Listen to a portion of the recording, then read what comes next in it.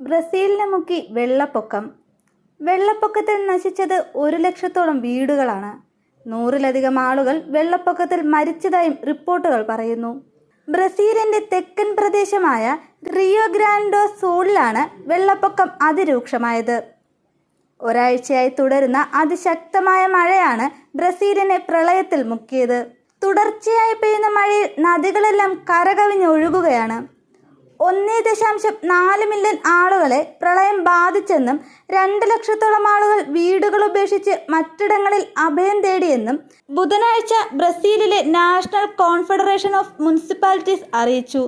1,00,000-ലധികം വീടുകൾ പൂർണ്ണമായും ഭാഗികമായും തകർന്നിട്ടുണ്ട് എന്നാണ് സിവിൽ ഡിഫൻസ് ഏജൻസിയുടെ അറിയിപ്പിൽ പറയുന്നത്. ഏപ്രിൽ 29-ന് ശേഷം വളരെ മോശമായ കാലാവസ്ഥയിലൂടെയാണ് ബ്രസീൽ കടന്നു പോകുന്നതെന്നും ഏജൻസി അറിയിച്ചിട്ടുണ്ട്.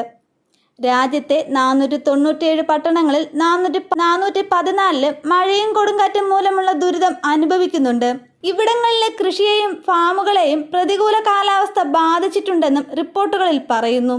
പ്രകൃതി ദുരന്തം $904 മില്യൺ നാശനഷ്ടം രാജ്യത്ത് വിതച്ചിട്ടുണ്ടെന്നും അധികൃതർ അറിയിച്ചു. കഴിഞ്ഞ ഒരാഴ്ചയിൽ 5 മാസം പെയ്യേണ്ട മഴയാണ് വെള്ളപ്പൊക്കം ഏറ്റവും അധികം ദുരന്തം വിതച്ച റിയോ ഗ്രാൻഡെ ഡോ സൂളിൽ ലഭിച്ചത്. മുൻപൊരിക്കലും അനുഭവിച്ചിട്ടില്ലാത്ത പ്രളയമാണ് ബ്രസീലിനെ വിഴുങ്ങിയതെന്നാണ് റിപ്പോർട്ടുകൾ. പ്രളയബാധിത മേഖലകളിൽ രക്ഷാപ്രവർത്തനം തുടരുകയാണ്. 15,000-ഓളം സൈനികരും അഗ്നിരക്ഷാസേനയും പോലീസും സന്നദ്ധ പ്രവർത്തകരും രക്ഷാപ്രവർത്തനത്തിൽ സജീവമാണ്.